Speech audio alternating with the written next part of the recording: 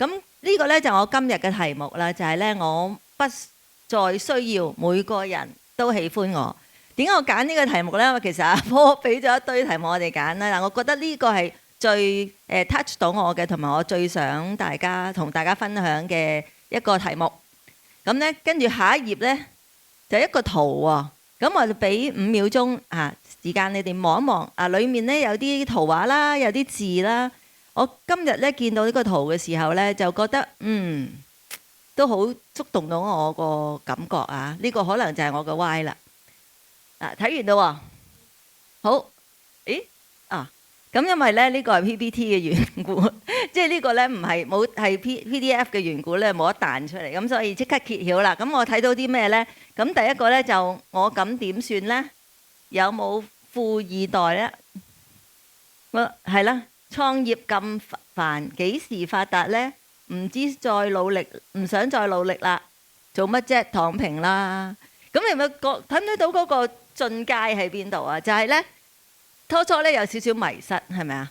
跟住呢就諗方法咯。個方法係咩呢？有冇啲富二代可以揾個有錢老公咪唔使做咯？係咪啊？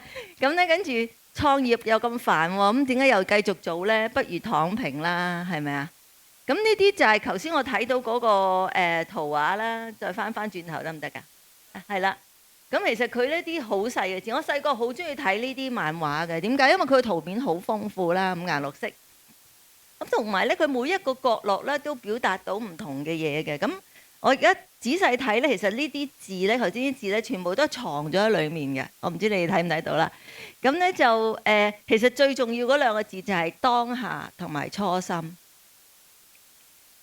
咦？點解咁嘅？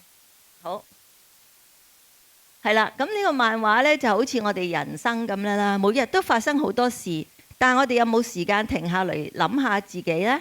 諗下自己嘅初心啦，留意下自己嘅感受。咁當下嘅你好嘛？最初嘅你係點樣嘅呢？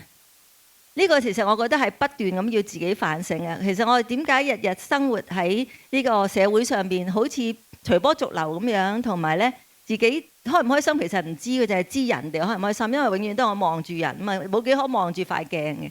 咁其實都要問下自己，你覺得點呢？你個初心係啲咩呢？當你能夠問自己呢啲問題嘅時候呢，咁你就會當下嘅你遇到最初嘅自己，你會對自己講咩啊？我唔再需要每個人都中意我，只要我自己中意自己。咁其實我都仲想分享多一個故事呢，就係我有一個我覺得都幾好嘅老闆呢。咁佢突然間有一日同我講：你想人哋中意你咩？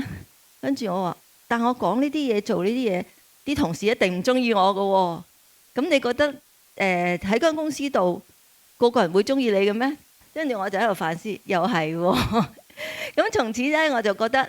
係咯，我中意自己咪得咯，人哋中唔中意我唔係太重要啊，最緊要我知道自己嘅初心，我係為公司好，為佢哋好，為成件事好。咁佢中唔中意我，咁冇辦法㗎喎。係啦，咁所以呢，咦？點解冇反應？冇啦，係咪啊？Anyway， 其實呢，最後嗰頁應該呢就係都係早返嗰句啦，就係。呢個世界其實唔需要個個人都中意自己嘅，只要自己中意自己就得㗎啦。今日我分享咁多，Thank you。